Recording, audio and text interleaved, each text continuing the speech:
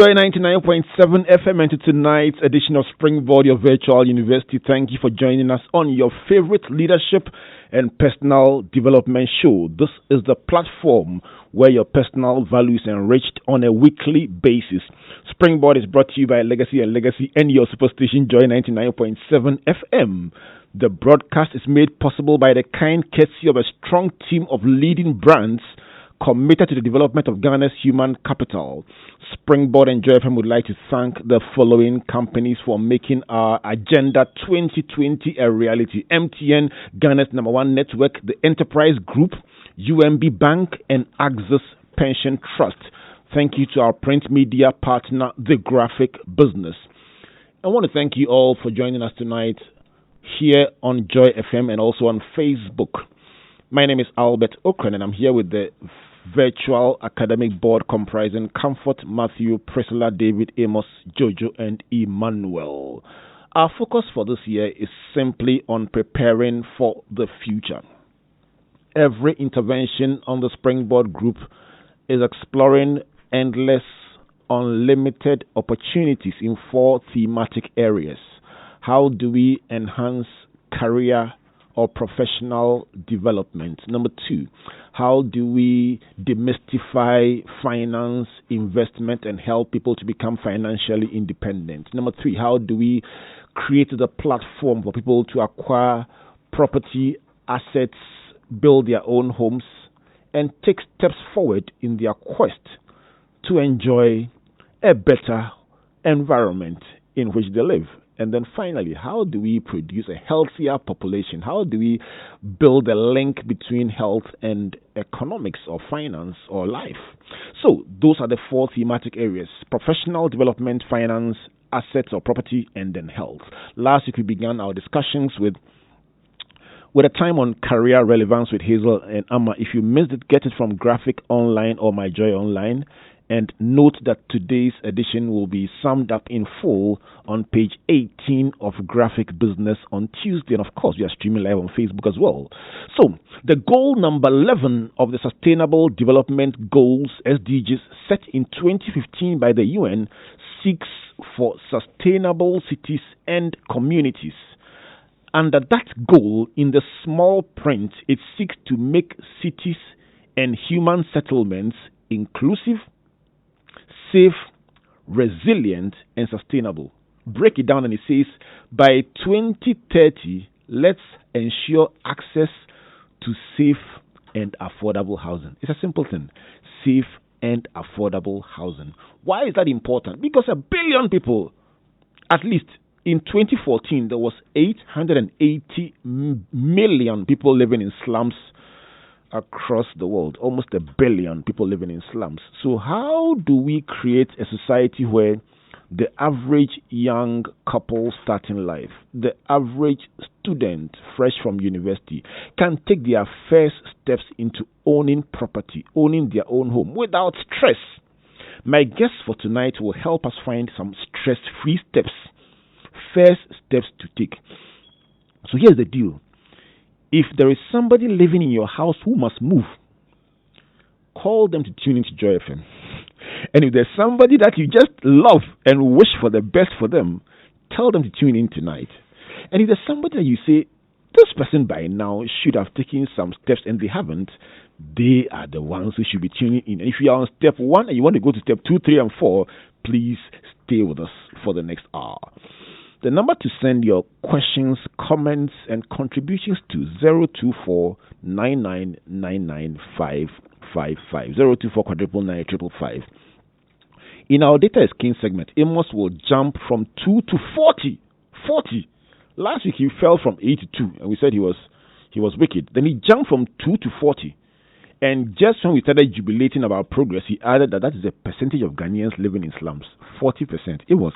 As well as we'll talk about him when he comes. But the good news is that he will share McKinsey's 4 proposals for providing affordable housing. In the Game Changer segment, Jojo will show you why what you don't know can kill you.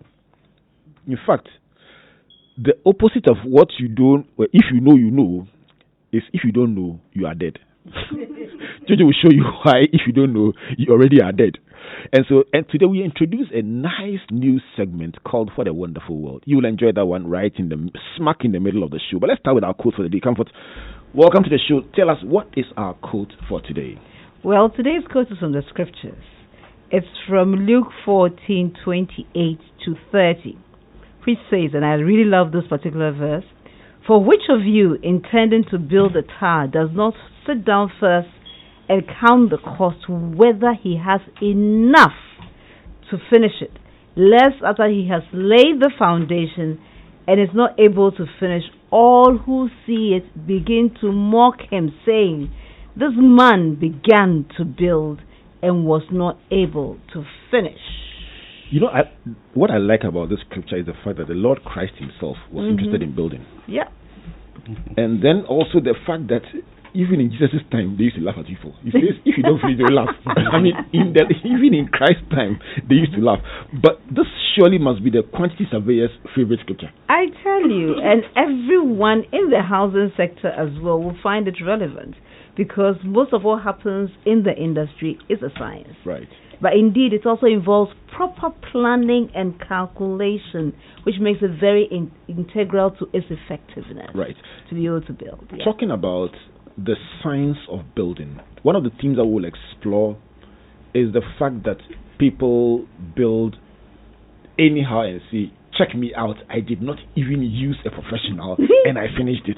We'll find out about the science of it and why you just might be very wrong in assuming that because the building is finished, it is done well without the services of a professional. We joined the studio by Silabe, who's the principal architect at Incep Limited, and Danso Asiami is the sales manager at Apollonia City, to help us understand, is it possible for households starting life to dream about their own home? Cecil and Danso, welcome to Springboard. Thank you. Thank you. Charlie, the expectation is very high, and people have taken you very seriously. Let's have this conversation. We are starting from the Africa Housing Finance Yearbook that says we have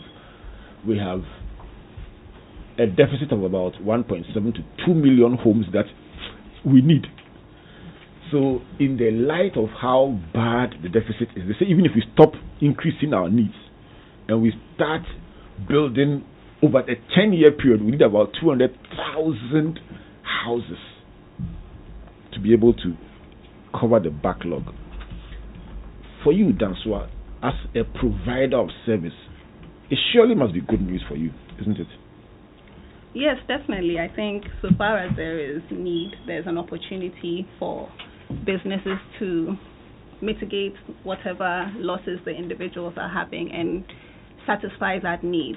And so from where I come from, providing real estate needs also, the critical thing is to understand where this deficit is, because the deficit doesn't apply to the full spectrum of housing needs. In fact, in some markets within Ghana, you would realize there's actually an oversupply.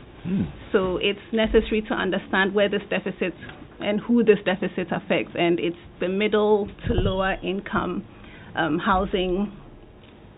How do I put it? The people who need income earners in these brackets who need housing, that's where this deficit comes from. So as a company, it's better to position yourself in a way to provide opportunity for such people to climb onto the ladder. So it definitely is good news, at least for where I am coming from, and the kind of development that we do, which caters to several hundreds of thousands of people.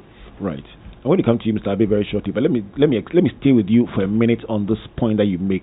You talk about oversupply, just so that anyone listening who is intending to go to the area where you say there's an oversupply could advise himself or herself. From where you sit, yes. Where do you think the oversupply is?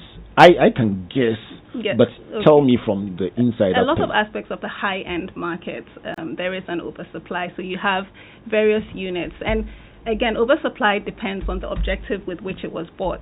So, for instance, if someone buys a residential unit with the objective of renting it out, and that place is not rented out, there's an oversupply because the property is there, but nobody is inhabiting it.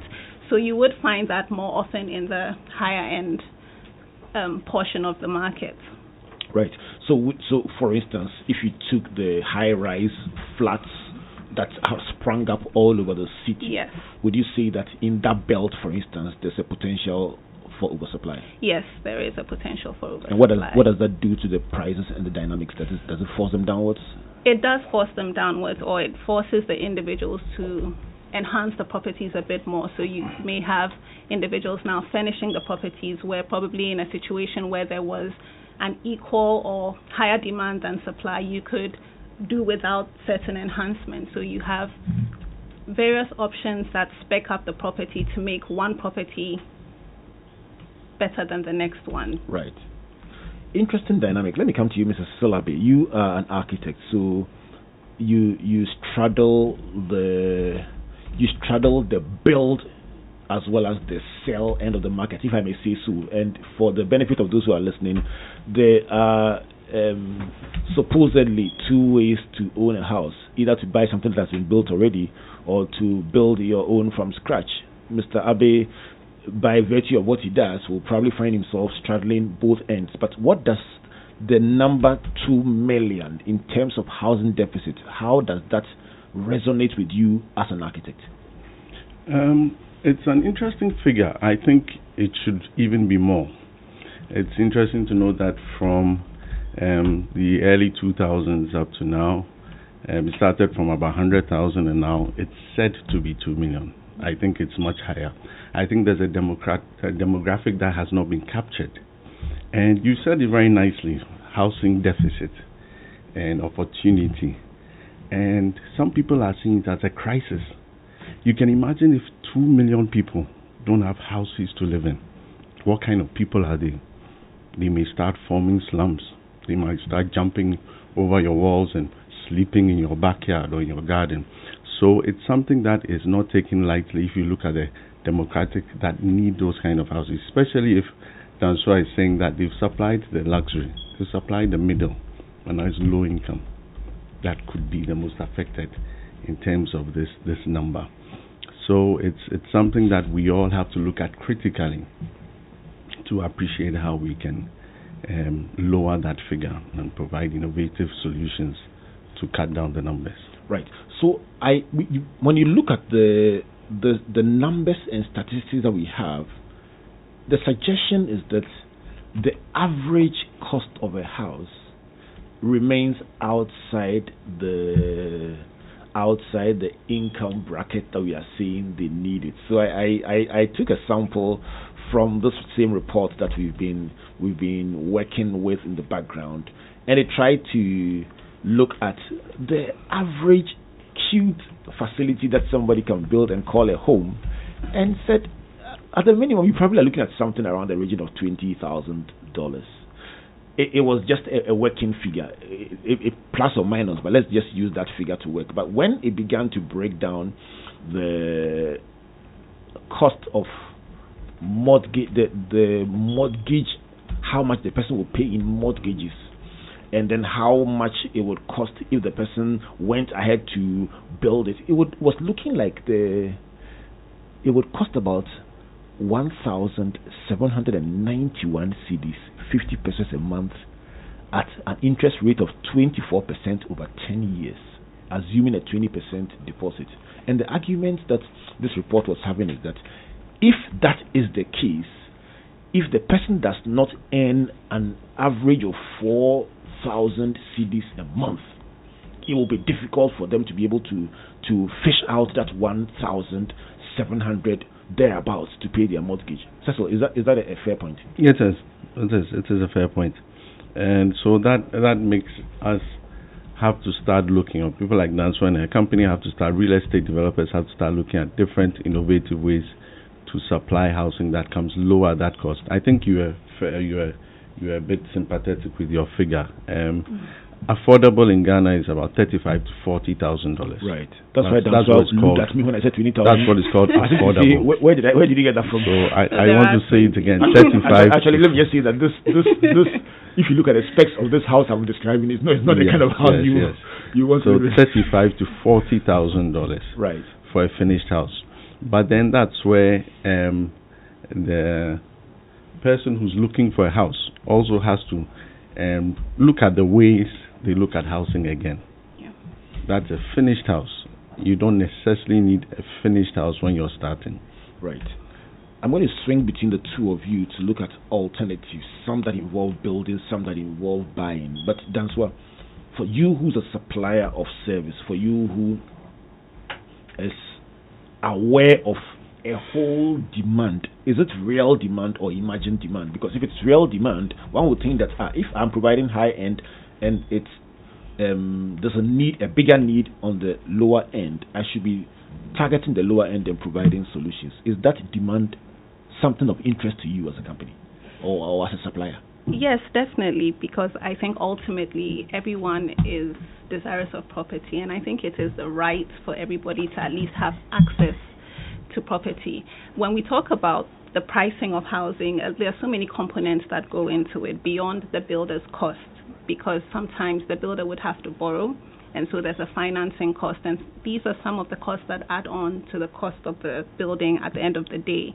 So when we talk about affordability, it could be on the stated price. So for instance, if someone was required to pay $20,000 in a week, and somebody was given 30 years to pay that same $20,000, even with a component of interest, the price hasn't really changed, but affordability has become a bit easier for that individual. So definitely from a supplier's point of view, we need to look at alternative ways of reducing the cost of construction, and that could be through using locally produced materials, reducing plot sizes, like Cecil said, looking at how we view property, because the house my parents live in, I wouldn't think of buying even that size of plot, because the maintenance of such a property is way out of my my thought process. It's Right. way out of my thought process. I am more akin to compact spaces, and that's my preference. And I think largely as a people, we need to start moving towards that, because larger spaces cost more. Right. So that's another aspect. And then you come to government, and probably what the role government has to play in the provision of housing, because interest rates are extremely high, 24% vis-a-vis something like the UK, which charges 0.5% or up to 2% for a mortgage. So you realize how automatically a lot more people in other jurisdictions have access to housing. A taxi driver can get as decent housing as anybody seated in this room in other countries, whereas here they are automatically eliminated, not necessarily because the house is expensive, but because the options available to them to get onto that ladder are a bit out of their reach currently. You just sparked a very interesting point, because I knew somebody in the UK, and anytime you went there, she would say, I've added one more. And that means she just found another way to get one more property, and she was renting this one, and she was just enjoying the idea of mortgaging them. And I'm saying, Cecil, the reason you are here tonight is because a large number of exciting young talents, young families are looking at the point that's why it's making and saying, surely in this Ghana there should be some way in which I can take my first steps in property ownership. Let's just get down to that person who's just started work a year ago, or who's just starting work. What kinds of interesting ideas can they explore? Property can be a very daunting thing.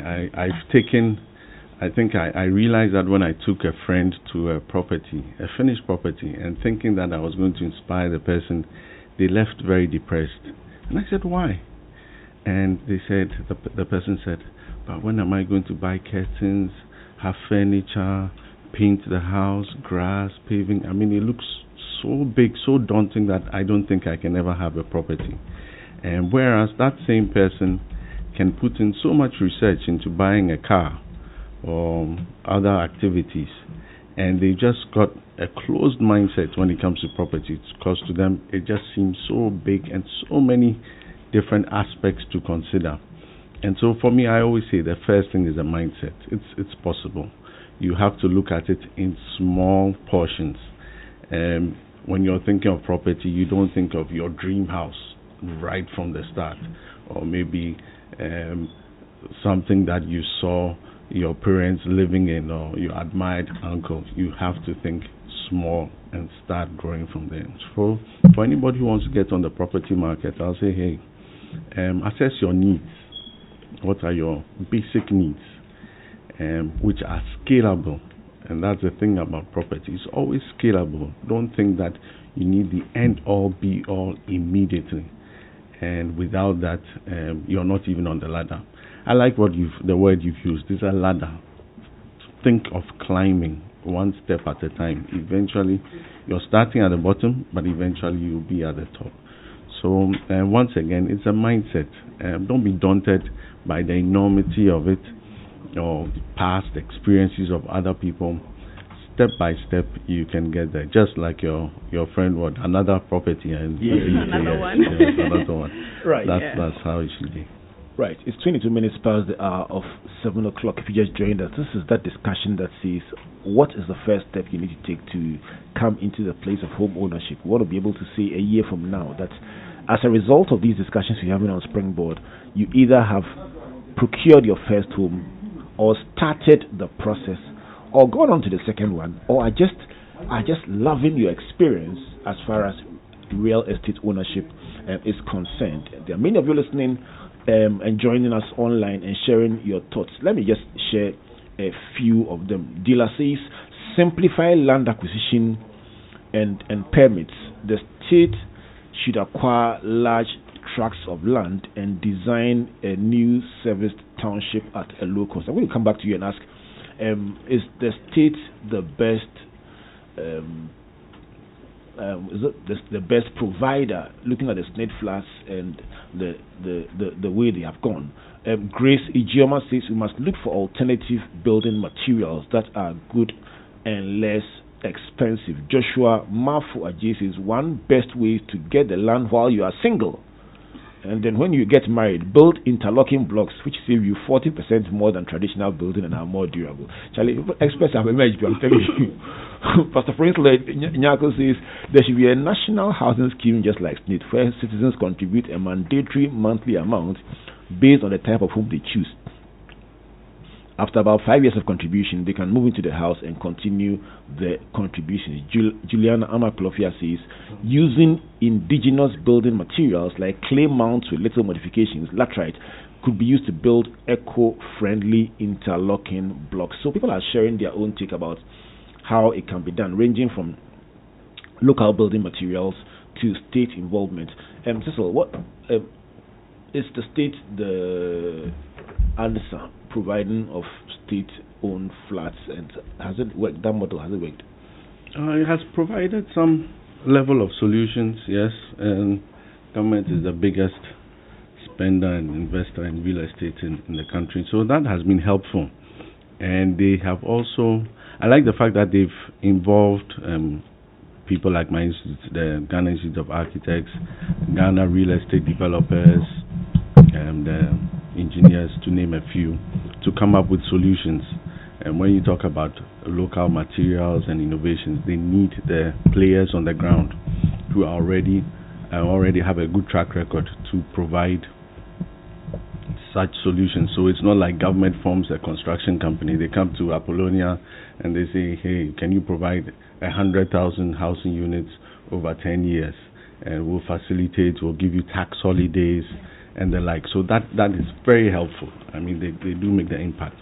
But at the same time, the individuals cannot necessarily wait for government to come up with solutions for their unique housing needs. I would say cooperatives have to be formed, real estate groups, associations. I know of many companies that go and buy land themselves. So you'd have a company saying, guys, we've identified 50 acres in this area and we want to divide it into 100 plots and you pay from your salary over 5 years. So those initiatives are helpful and they're outside of they're outside of government. So that's just one of the ways that you could look out for the possibilities. Right. When I come back from this break, I'm going to be breaking down what the average young couple can benefit from as far as the acquisition of land, as far as the financing is concerned. And they will also look at the incremental building arrangements that are in place. Sometimes they are said to be crude, but they work vis-a-vis mortgaging and buying? How do we explore all these options to create the solutions?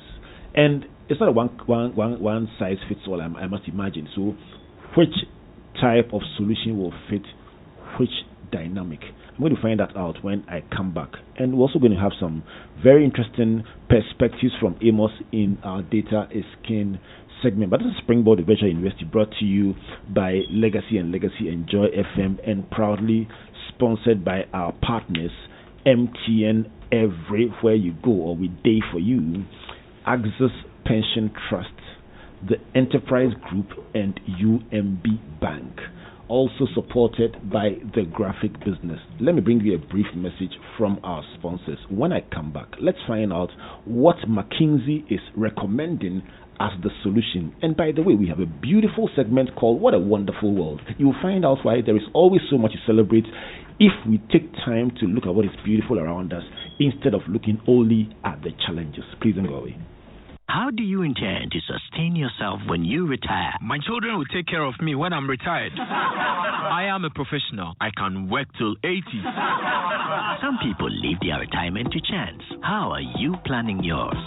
Your attitude today can help you avoid struggling to survive when you retire. With 50 Ghana cedis monthly investment in the Axis Pension Plan, you can accumulate 700,000 Ghana cedis in 30 years. This investment will guarantee you retirement income that far exceeds your current income. Visit www.axispension.com to sign up or call 0302-543-287 or 0544-321-966 for details. Axis Pension Trust, your reliable partner in pensions.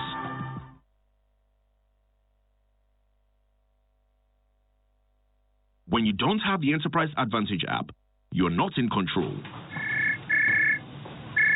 Boss. Yes, Akwesi. I'm at where they sell the coats. What size do you like? What coat? Coat, office coats. I said get me a quote. Quotation from Enterprise. You pan. Oh. What?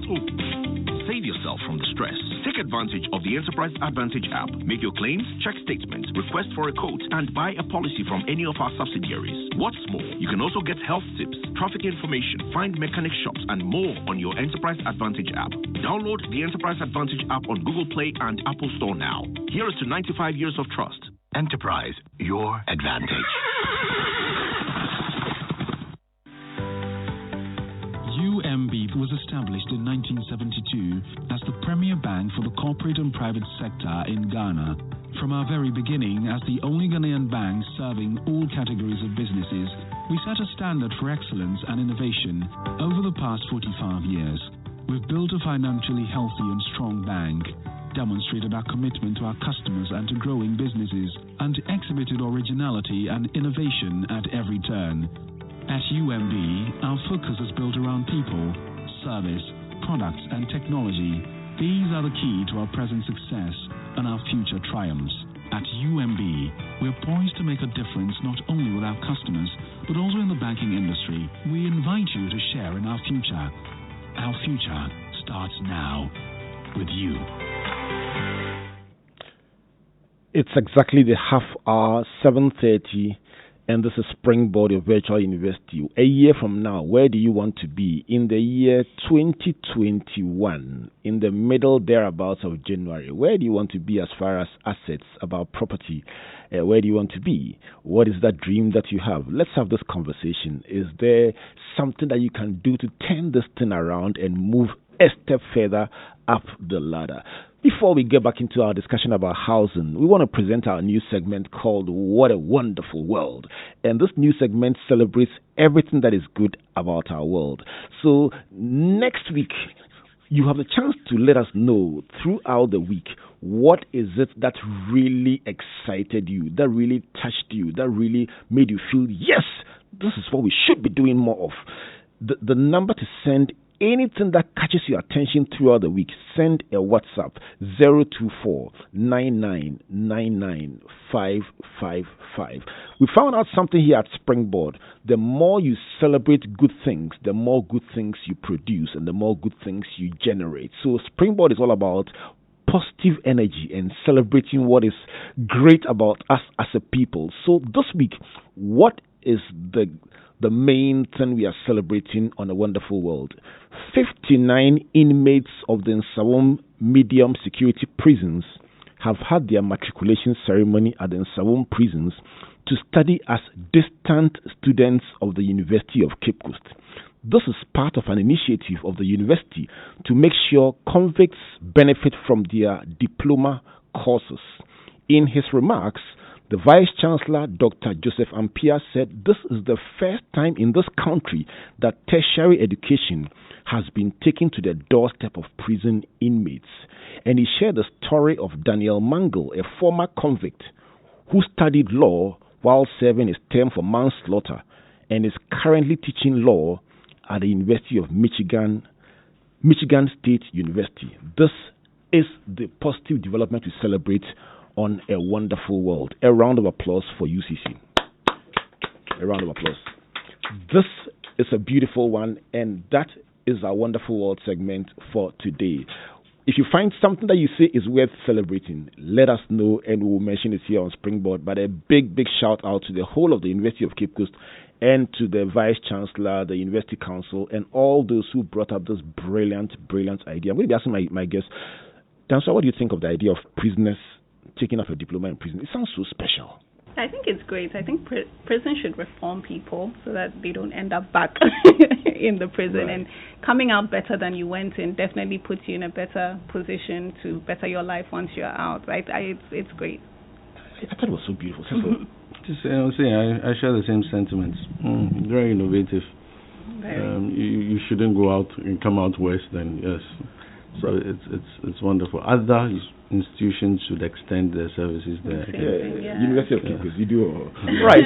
Let's go to our data skin segment and find out what is it about property that McKinsey is saying. Amos, you jumped from you came down from 8 to 2, and we applauded you, and you jumped up to 40. Only for us to find out that's about slums. Tell us what's it on data skin segment today. So the data skin segment is premised on the fact that statistical data organized and presented in the right context improves understanding, reduces uncertainty, and facilitates accurate prediction of outcomes. So our statistic of the day is on affordable housing. According to UN Habitat, 5.4 million Ghanaians, that's 37.9%, were living in slums as at 2014. The Ministry of Works and Housing puts the current housing deficit at 2 million units. Quality, affordable housing is good for the economy as it promotes healthier child development, improved quality of life, and a healthier workforce. McKinsey proposes 4 ways to provide affordable housing. The first one, they say, unlock land at the right location. Number 2, they say reduce construction cost through value engineering and industrial approaches. Number 3, increase operations and maintenance efficiency. And number 4, reduce financing cost for buyers and developers. In our concluding quote, Professor Matthew Desmond says, it is hard to argue that housing is not a fundamental human need. Without stable shelter, everything else falls apart.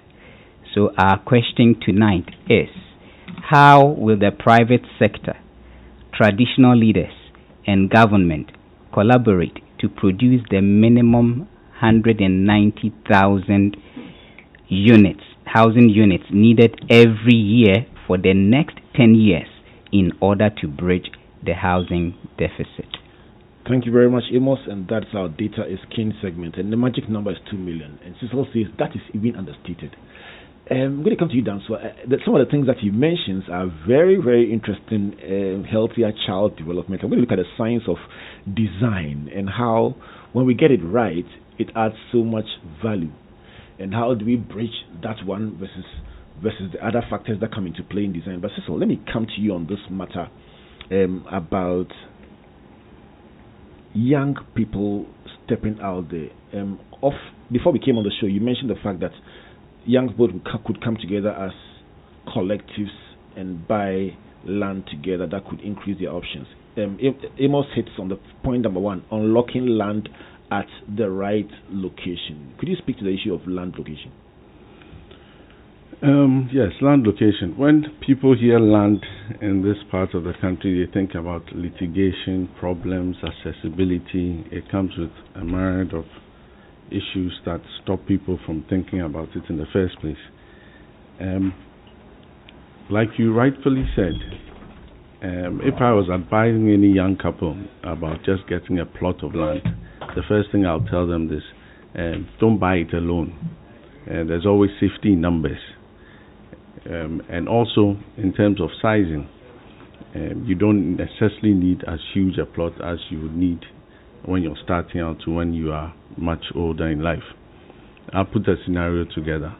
6 or let's say about 10 families, 10 young couples, we go to Dansoa and say, oh, we know you're building high rises and all sorts of luxury buildings on your property, but we want land to build maybe row housing. We don't have the funds now, but we have this amount. Can we negotiate? And she, because she has so much land, she'll say, okay, I can consider you for now. There's a lot more land to sell, so I can do a sale, bonanza, and accommodate your interests for this period. And hey presto, you've got some land. So if I understand you right, you're saying that if, for instance, there's a group of 30 young families, let's say in a workplace, in a church, if they went together to a provider and spoke to the provider together, that's why, will that interest you more than one person, Lone Ranger, harassing you with phone calls and asking for mercy? Well, I think both would interest me. One thing about the data that you gave, Apollonia is data-driven. We always look at the demographic and what the demographic expects and tailor our products to suit that demographic, like I said, to meet the need that is out there.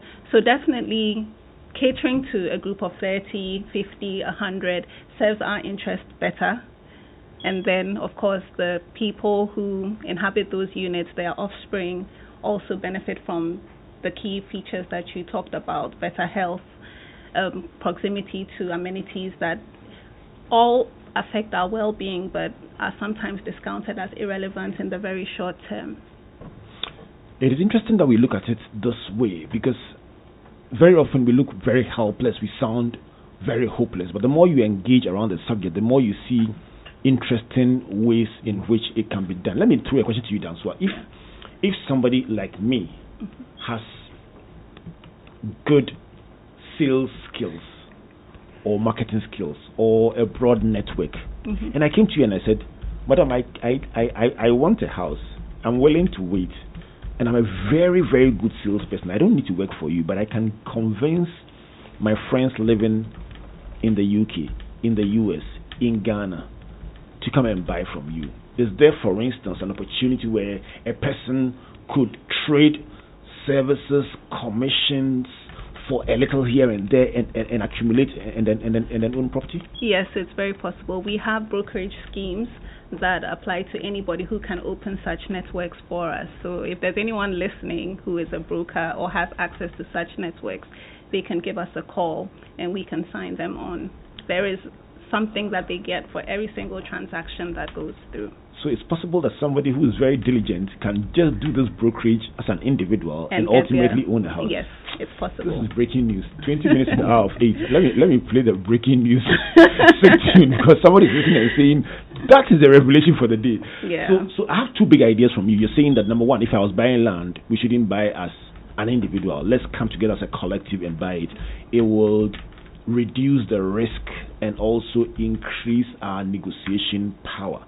Definitely. And you are adding that additionally, the individual who has networks, who has very good relational skills, market sales skills, can actually leverage those and provide brokerage services and from the commissions of those accumulate towards their own property. Yes, yes. Right. Cecil, do you want to throw out any other wild idea that somebody listening can latch onto and begin to run?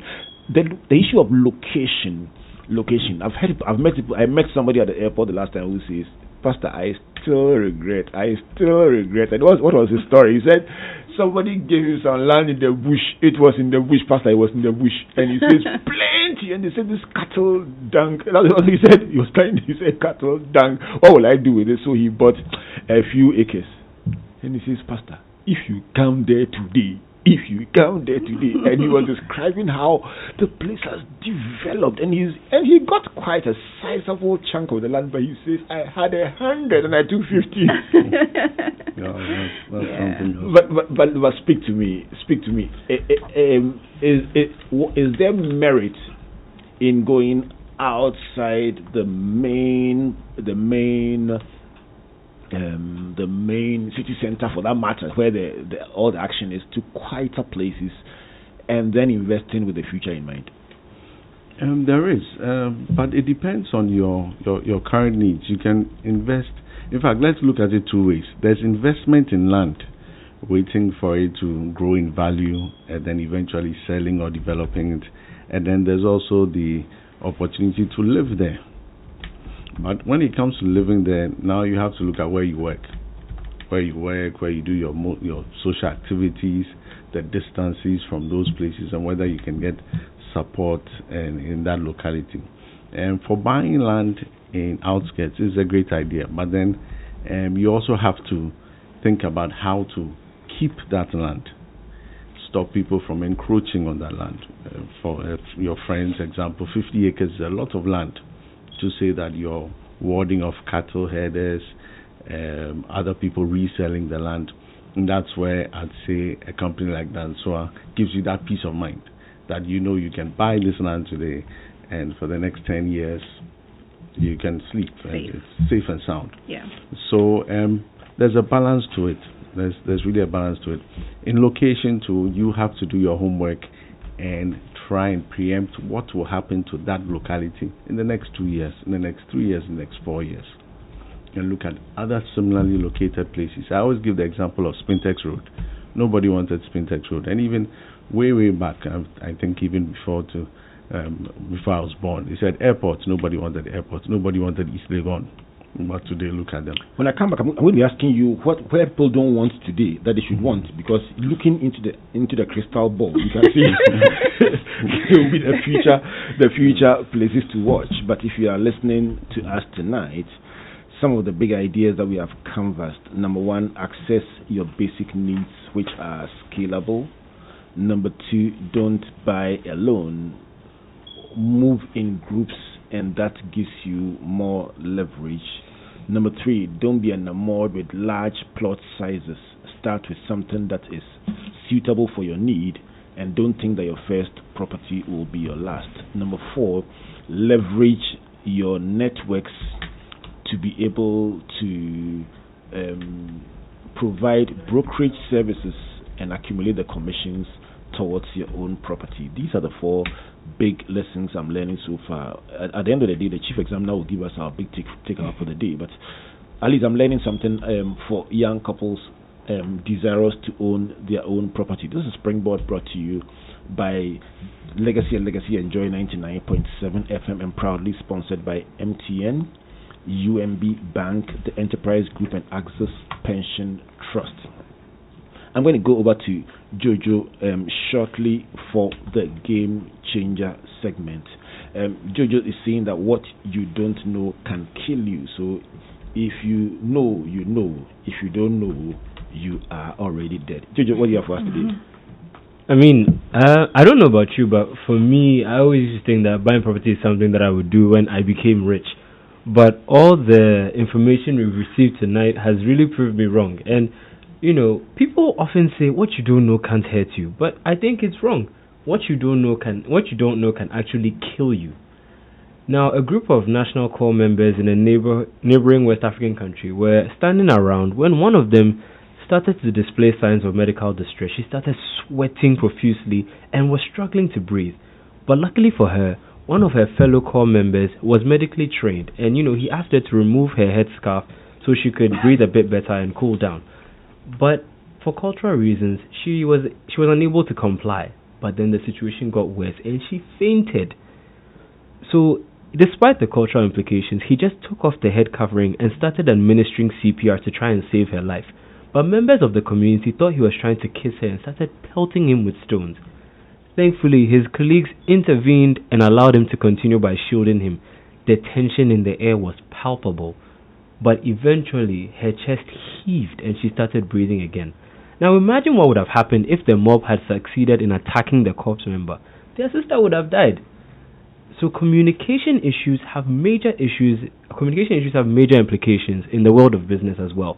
So we have about 30% of projects failing to meet their deadlines just because of poor information flow. On the other hand, leaders who communicate information effectively produce almost 50% more shareholder value over a 5-year period. British statesman Benjamin Disraeli emphasized the power of information when he said, as a general rule, the most successful man in life is the man who has the best information. This week, as we begin to dream of owning property, let us seek out the information that will empower us to make the dream a reality. This has been the Game Changer on Springboard. Have a phenomenal week.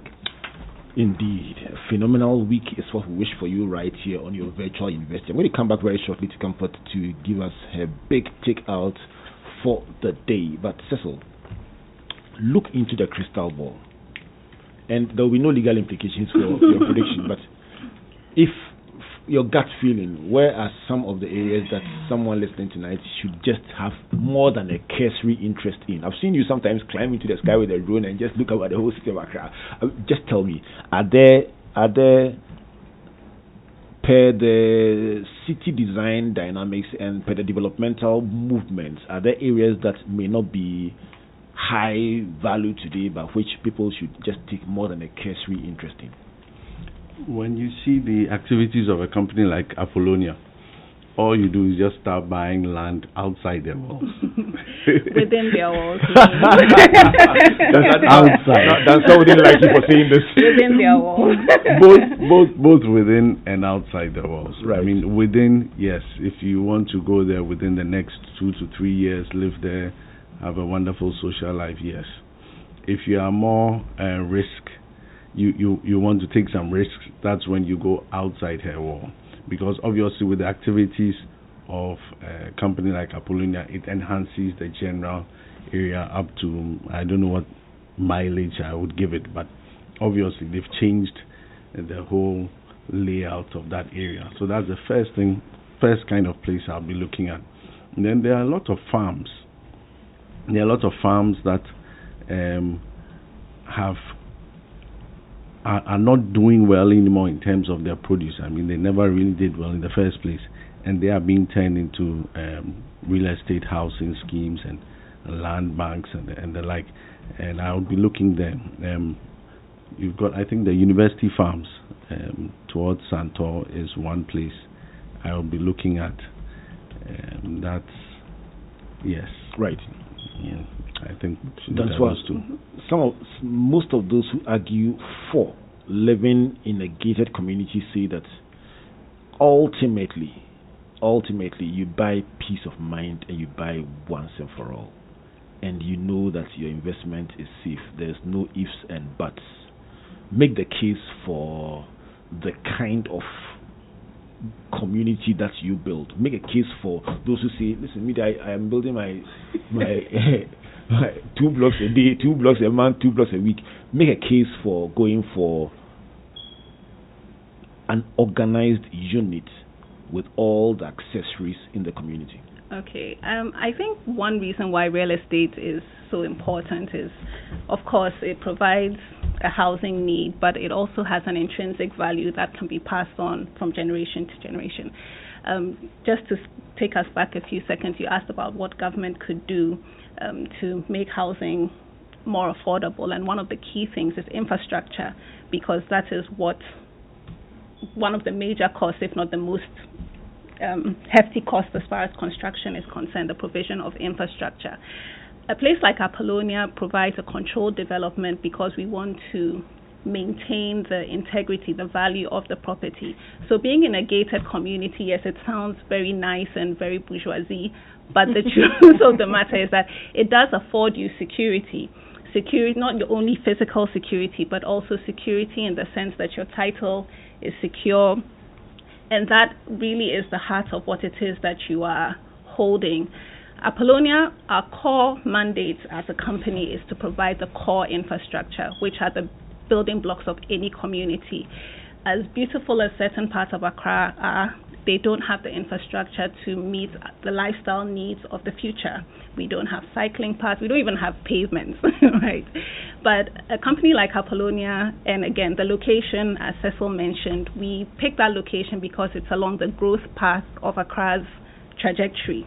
It's moving towards Dodoa, Oyibi, that end, which actually connects to Tema as well. And so Tema, Apollonia, Tetekwashi actually forms a triangle. And so in some call it the golden triangle. That's where the action is. That's where all the action is. Right. That's what the crystal ball tells us. Right. And so looking at that and making an investment in that now is ideal because, again, like the communities we mentioned, the East Legons, the cantonments, they were not bought now. They were bought several years ago. And so locking into that dream now positions you to benefit from that value that would accrue in the future. And so living in Apollonia is not just, the fact that you may live in a gated community, because within Apollonia, not only do you have the opportunity to buy housing units, you can buy land and build yourself, but it affords you a certain lifestyle which the Ghanaian is quickly moving towards. And by the time everybody catches up, Apollonia would already be there and calling the price that those things call for. And the people who had bought now are the ones who would benefit from it in the future.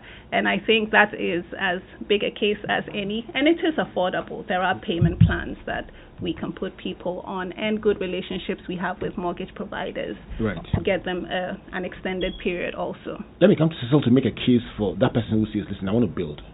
What is the biggest mistake they must avoid? Shying away from talking to the professionals. I like what Jojo said. You mentioned something about the best, the most successful person having the most information. Yeah. Most information, yes. And unfortunately, because you see a house to be $40,000 or $50,000, you immediately think that the professional takes half of that money before he even starts talking to you. But here is a case where there's so many aspects of property that you need the advice, and there's so much free advice. There's so many people who are willing to give you information. There are trade shows, there are fairs, there are programs like this that just seek to educate, because ultimately a true professional is not just interested in making money per se, but I like what kept on coming throughout the program. Lifestyle. It's about lifestyle. It's about providing for people. It's about making our country a much nicer place, a nice place for people to live in and to grow and the like. The child in a slum today could be an ex-president, And so it's the first thing I would advise anybody. Please talk to a professional, an architect, an engineer, a real estate professional. Listen in on programs like this, read books, and then form a group, form a club, and break away the myths and the misconceptions that come with owning property. Right. Break away the myths. Tonight, a few myths have been broken, and I have my list of 5 big lessons that I've learned, but I know that ultimately the Director General will select.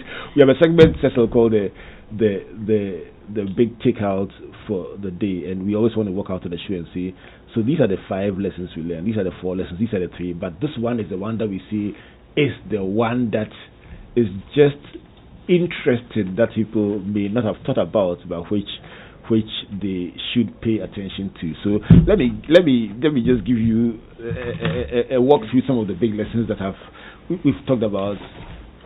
Buying as a group, we've talked about leveraging your networks, we've talked about accessing your needs. But comfort, of all these lessons, which one would you call our big takeout for the day? Well, our big takeout is brokerage office services. By leveraging your networks, you can be able to get enough money to put away something that could be at least a deposit for your house. And therefore, remember that the people that you meet on your way can be people that you can actually help you get up the property ladder, leverage your network, so brokerage your services. That's the big tick out for the day. Brokerage services that you can actually offer your services to a real estate company and say, I could do this for you. And as long as you keep introducing people and connecting people, you are marked. And that accumulation could be big for you. All right, so Jojo, you know what to do. It's straightforward. The tips are for you. You know what to do. Yeah. Right. Ready. Let me come to our guests for tonight. Cecil Abe, the principal architect at Incept, and Dansua Sian Misa, the sales manager at Apollonia, to give us their closing thoughts for the show today. So, one thing we should remember when we think about housing. Albert, I'll end on an interesting note. You can be a property developer today. You can have 30 chamber and halls. But you are thinking of maybe 30 apartments in airport. So obviously your mindset may be in a different direction. I'm sure you've had your driver, your gardener, all sorts of people telling you about their housing problems, but you've never thought about it. And you are rather looking a different direction. So what I keep on telling people is that there's so many opportunities around us, so many different ways of doing things. We have to change the way we look at things. I started building with leftover materials, ex-stock materials. I was demolishing buildings and getting amazing old doors, old wood and stuff that I used to build, and that was very different from making all the money you can make and going to pay for something. So I think our mindset is the most important thing about getting onto the property market. So anybody listening, I'll say, hey, yes, it's a new decade, isn't it? It's a new way of looking at things and new opportunities. There's so much excitement about Ghana and property and the like, and new things are opening up, farms are being sold, single-family houses are being regenerated. So think differently. Think differently is the word from Cecil Abe, and he says, don't just look down the same path everyone is looking at. Just shift your angle a little, and you will see a whole new world that is lying fallow. That's why your one word for people to take away in just a minute. Well, like we said before, it's a ladder. And it is progressive. You can actually climb up and climb down and still stay on that ladder. And so we shouldn't see any house as our dream house. We should just envision functional space and always consult a professional, like Cecil has mentioned, to help you make those decisions that will get you onto the ladder. It is a ladder, and you must climb it, but it starts by getting on the ladder. So let me remind you that coming up next is a Walk with Jesus, and it's a playback of a discussion between my brother, Reverend Ransford Abose, and my brother, Elder Amos Kevin Annan, and it's about knowing your spouse's temperament. But you must know yours first before you know your spouse's own. So let's have that discussion, but let me close with the thoughts of my brother, Kobe Asma, who says, demystify the whole concept of property ownership that gives the impression that you need a lot of money to be able to own a house. Let's start with one simple thing. Introduce the subject of investment into counseling sessions. He says right from the beginning, let's counsel people to have an investment orientation, and they would own their own houses. This has been Springboard, your virtual university. Next week, when we gather, it will be to explore the correlation between stress at work and mental health. And you will find out some shocking statistics about why you are smiling every day, actually, and therefore things are not easy. And it's right at the heart, sometimes, of where you live, the traffic you face, where you work, what you hear, and everything in between. We will have top professionals, and we also have business executives who have gone through sharing the reality of why mental health is not a strange thing. It is all over us every day. You will enjoy it. This is Springboard, your virtual university. My name is Albert Okene on behalf of Comfort, Matthew, Priscilla, Amos, Emmanuel, Juju, and David. God bless you, God bless you, and God bless you. Good night.